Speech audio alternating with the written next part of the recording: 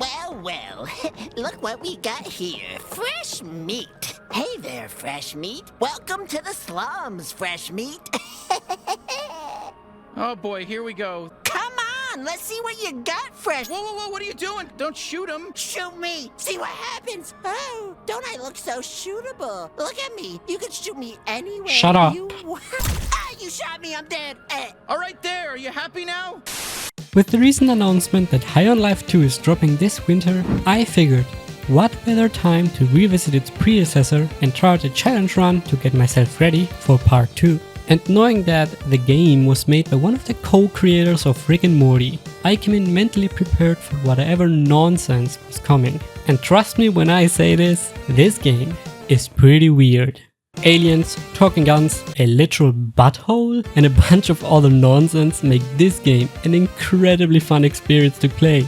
Little side note, this video was supposed to release way earlier, but a little known game called Stardew Valley caught my attention and I may have gotten a bit distracted. This video also serves the purpose of giving me a bit more time to work on a way bigger project that I hope to release in early autumn.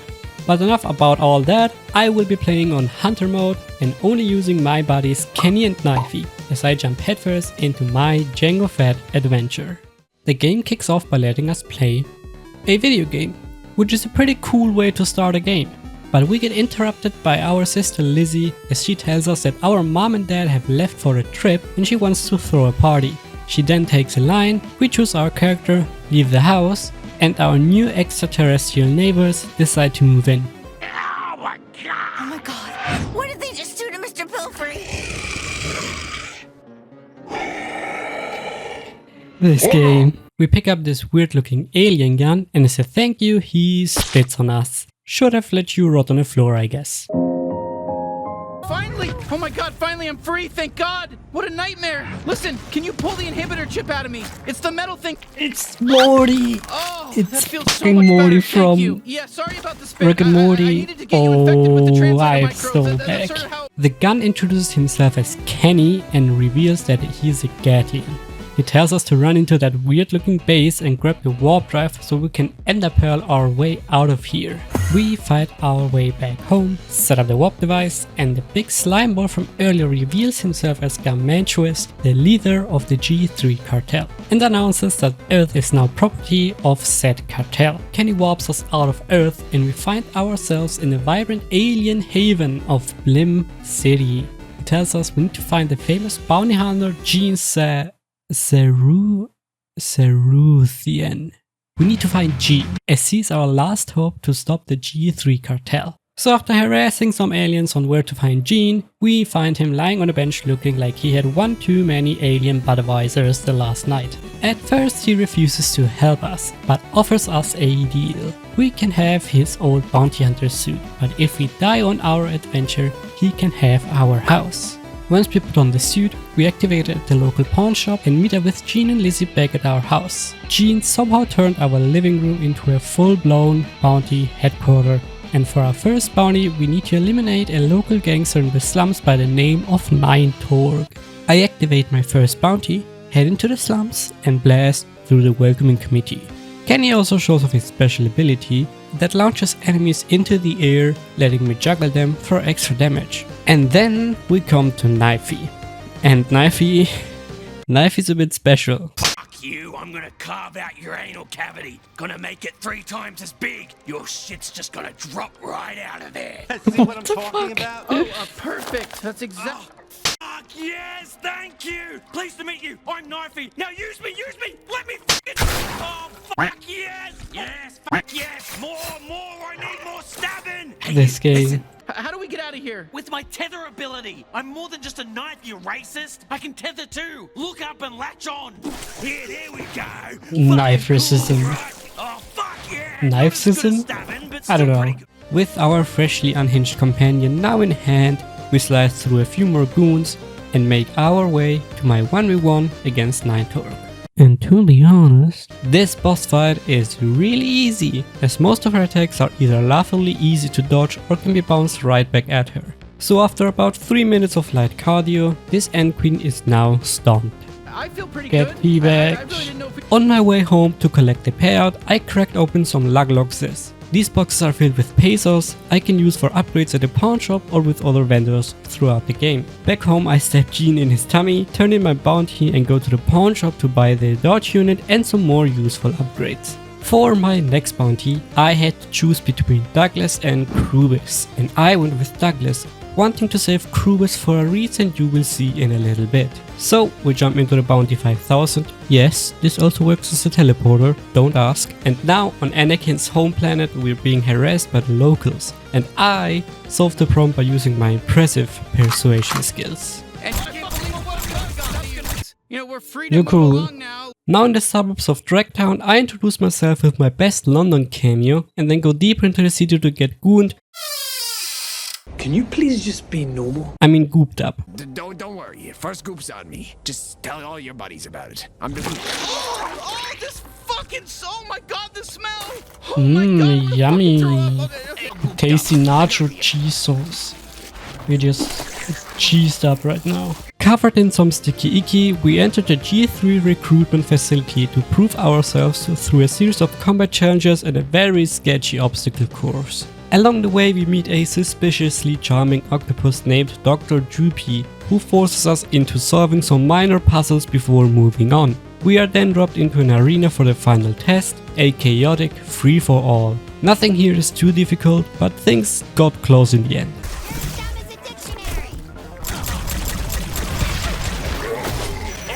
Oh shit.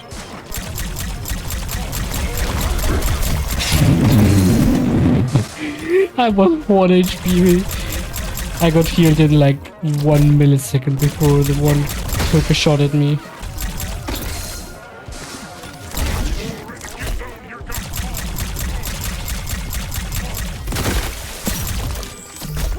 We did it. We're the #1 G3 recruit. That was close for a second. Right after my win, I grabbed another upgrade for Kenny outside the arena and made my way over to the last puzzle before meeting Douglas.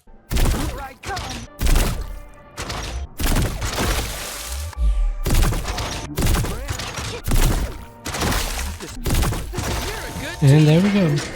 And to the shock of absolutely no one, it turns out Dr. Droopy was Douglas all along. He just needed our help to get back into his suit. So now it's up to us to turn this slimy little octopus into a delicious plate of fried calamari. In my humble opinion, I say that Douglas is definitely one of the harder boss fights in this game. Mostly thanks to his teleport spam and the fact that he can turn the entire floor into a giant electrified death trap. Oh shit, I'm dead.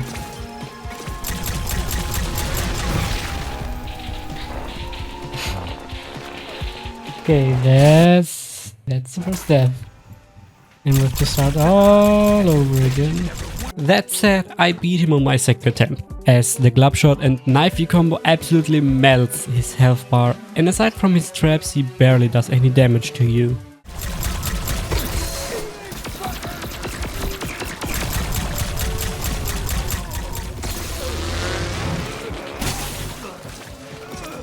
Did we win? Oh, we did win. I didn't even realize that. Get fucking teabagged.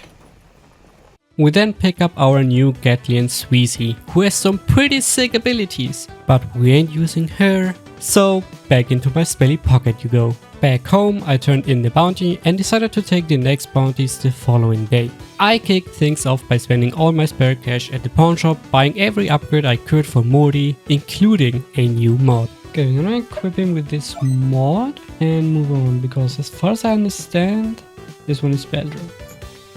I'm gonna use that. I then initiate my next hunt and land in Nathan Drake's wet dream in form of a dense jungle. Speaking of Nathan, if you want to see me mod, check out the Uncharted 4 video I made. And while you're at it, why not hit that subscribe button? It really helps me out. Back to my jungle adventure. I parkour my way to a nearby village, save it from some cartel goons, and then chat with the mayor. He points me towards the mansion across the river, saying I need to grab a special gadget before going after Krubis. After a quick stop at the local Costco for some upgrades, we reach the mansion and grab the warp remote. This gadget lets us warp pretty much anything to our location for as long as we have a warp disk and the right coordinates. And after another chat with the mayor, we have to get down into the local mine system, as we need to find a blank warp disk and Krubus' location for our warp device. On my way there I have to fend off a barrage of enemies, which went surprisingly smoothly, and then reach the elevator leading down to the mines.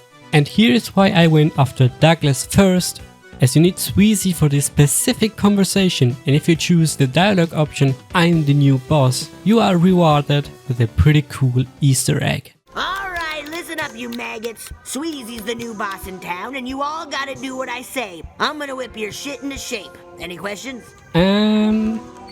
Kiss each other on the mouths! What the fuck? You want us to kiss each other? Yeah, on the fucking mouths! With tongue!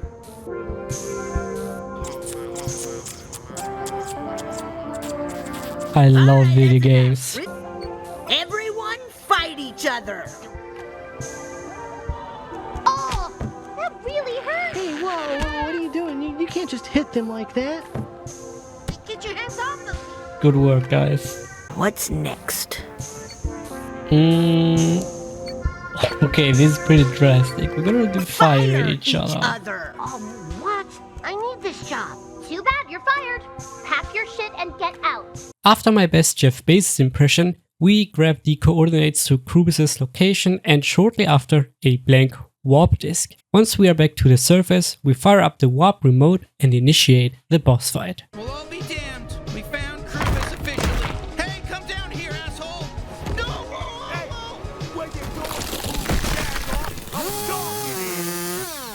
Hello, Krubus. I forgot that exists. What the fuck? Krubus is an okay boss fight. His only real threat is his laser pointing, flying, whatever the fuck he's doing shit. But aside from that, this guy is put down easily and we acquire our new shotgun Gatlian named Gus. Back in Blim City, Gene sets up a meeting with the city's mayor Clark. We head over for some small talk and he tells us he's glad we're helping with the G3 cartel problem. Next I pick up the jetpack upgrade for our bounty suit, but apparently Space Mason had some delivery issues, so we take a quick nap and try it out the next day. Next on the agenda is Dr. Giblets, and unlike the others, this mission plays out more like a detective case than a direct boss hunt, which I found to be a nice change of pace in the game. So I interrogate the whole city with varying degrees of success and eventually get pointed toward the new High on Life store in the slums. On my way there, I may have gotten a little bit too confident though.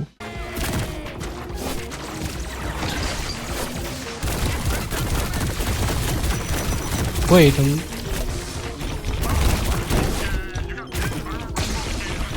I'm dead. Yep, I'm dead. I rushed in too quickly. Whoop, that's my bad.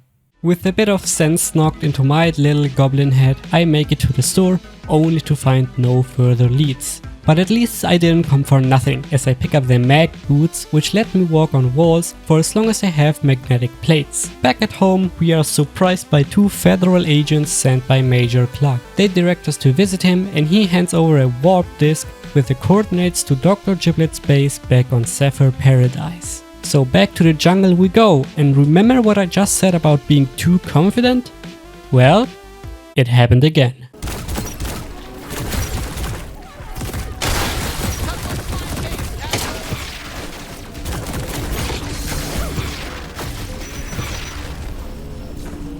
Okay, rushing in may not be the smartest idea. These shield guys are pretty fucking annoying.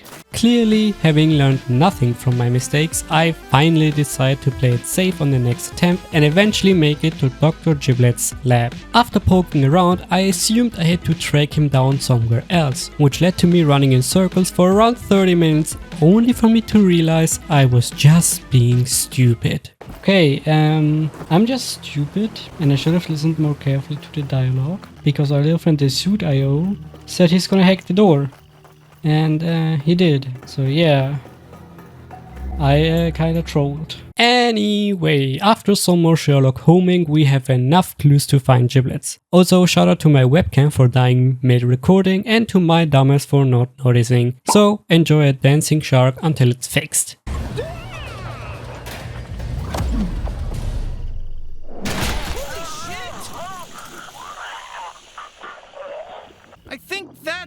Dr. Giblets. That was very anticlimactic, but I'm not complaining. Incredible boss fight. With Giblet's death, his post-death defense protocol, Jesus Christ, what a word, is activated, which drops us into his underground bunker, and I'm stuck fighting off multiple waves of G3 goons anyway. Yay! The first waves are a cakewalk, but once the poison gas is introduced, it must have leaked outside the game, because I made the same mistake once again. Oh, I'm almost dead, so I'm gonna chill here.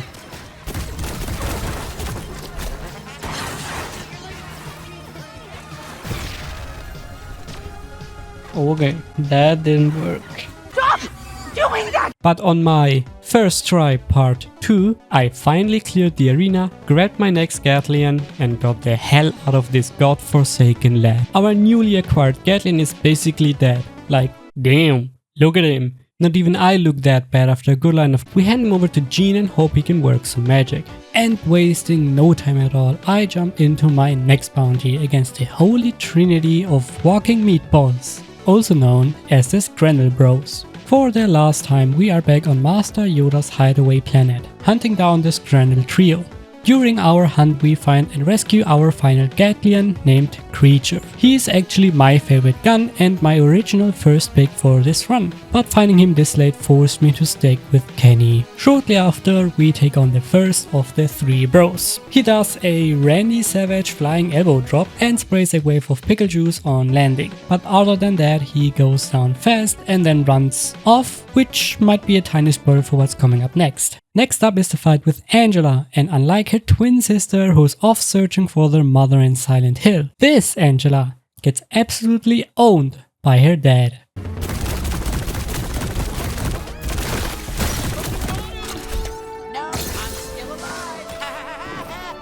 Okay, this one was pretty easy. With 2 out of 3 down, I head over to finish off the last of the trio, and after 2 completely stress-free minutes, they start kissing the floor. And just as I'm about to collect some fresh limbs, the 2 defeated bros come storming back with a vengeance. Together, the trio forms this ridiculous mega-ass bullshit called Brotron. And let me tell you, chat, this fight sucks. This fight splits into 2 repeating phases. First, you take on the Brotron, which isn't easy, since this massive worm thing just spams all attacks non-stop. Once knocked down, you can finally damage the bros individually, while trying to not die on the never-ending flood of Green Lantern piss. Okay, we got 1. I'm just running a bit, just to retrieve health. Oh, I'm gonna die.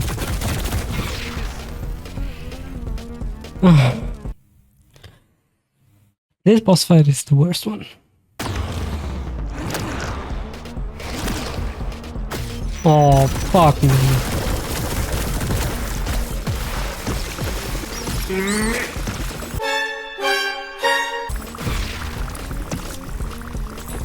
This... Okay.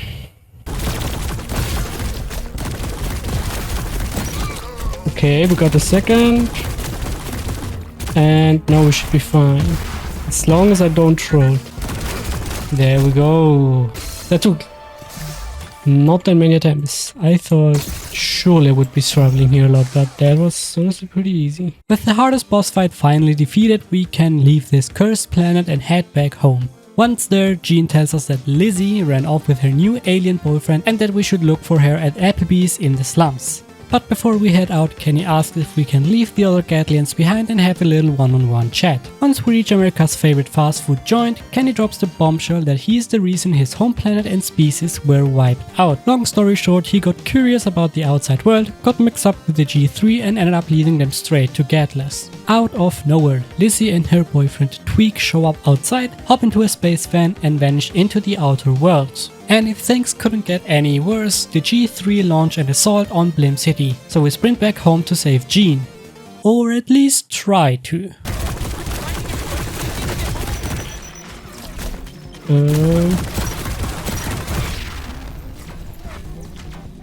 Okay, this one is kinda shit. I mean, I could just run away from it, but that's not the idea of this challenge. So we're gonna fight this out. Oh wow, we get spawned here? Really, we get spawned here and don't have to fight everything. Okay, this is a bit anticlimactic. Well, sucks, I guess. After making it back to our wonderfully not yet destroyed house, we warp our Mortusi out of Blimp City and land on modern day copy of Detroit and Kenny's home planet, Gatless. Here I earned myself 2 more deaths because my looting senses were tingling and I wanted to get these luglocks. We then take a quick nap and finally save Lizzie from Tweak and his sex dungeon space van. Then Kenny finally comes clean with the other Gatlians about what happened on Gatless, which, yeah, they don't take it well. Are you doing a bit? Okay, well, there's more to the story than just a... Fuck, he's scrambling for words. It really is true. He really did cause the downfall of our civilization. My boy Creature though trying his best holding the team together. Alright, second to last bounty, and this one takes us back to the sandy wastes of Dune, home to the Lord of Nipples and G3 Cartel's second in command, Nipulon. His office is hidden inside an illegal drug lounge and spa resort. A bunch of shit goes down, including a standoff where I shot way too late. Fucking draw. Whoa. He won fair and square and you went and fucking shot him anyway. That's playing dirty. Oh damn. What? I indeed fucked up. Some guys spawn a rainbow. I grab a magic flower, we get properly gooned up and head into the drug lounge, which is very disturbing to say the least. That lounge doesn't stay peaceful for long as I turn it into a full-on battlefield and the local security didn't stand a chance against this 5'4" gremlin.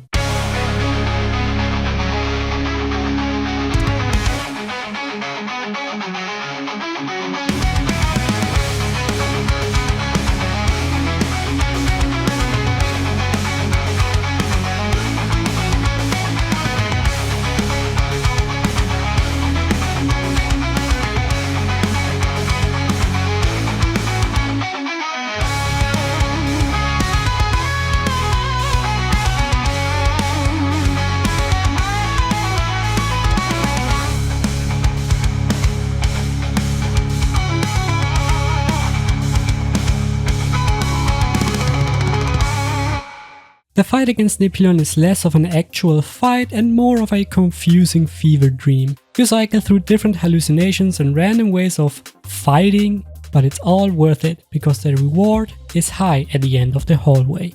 After my little showcase as BDSM Grievous, we grab health coordinates from Nipulon's PC, apply the nipple twister and head back home. Before going after Garmantuous, I hit every vendor I could find and bought every upgrade possible, including a shiny new mod for Kenny. We also pick up our final Gatlian, Let's Do It. His brain is still pretty mushy, but hey, at least it works. Then we warp back to Mother Earth and Jean hands us a literal bomb just in case things go bad. The moment we step outside, we are immediately swarmed by cartel goons. From here on out it's just fighting wave after wave of enemies until we reach the boss arena. So I will skip over it since nothing interesting happened. And now it's time for the big slime ball himself, Garmantuous. And to be honest, he might be the easiest final boss I've ever fought, if you got the right setup. You see, most of his attacks are ridiculously easy to dodge, and even if you don't bother, as long as you have stocked up on health upgrades, you can pretty much face tank almost everything he throws at you.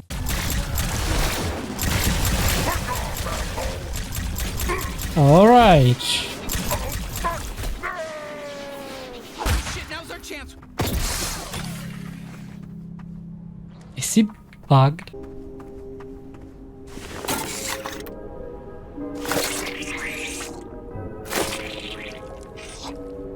Okay, I think he's bugged. Where am I? Fuck!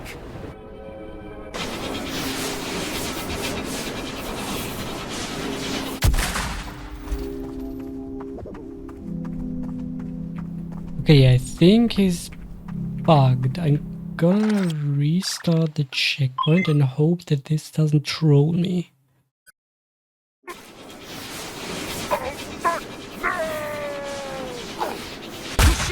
chance. We have to shove Oh, that okay, bomb I inside of him. think we're fixed now. We then shove the bomb right up his ass. Once it's hurted, the slime ball wakes up from his nap and threatens to kill the two people we love the most in this world, and then spawns in Jack Black and Susan Sarandon? Anyway, once Minecraft Guy gets the frog with the blender treatment, we move on to phase 2 of the fight, and believe it or not, this one is even easier. Okay, should be honestly almost done. This is pretty fucking easy. I think the first phase is harder.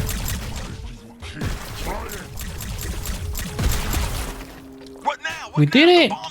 The moment he is down, the bomb refuses to go off, so we are forced to sacrifice one of our beloved guns to manually detonate it.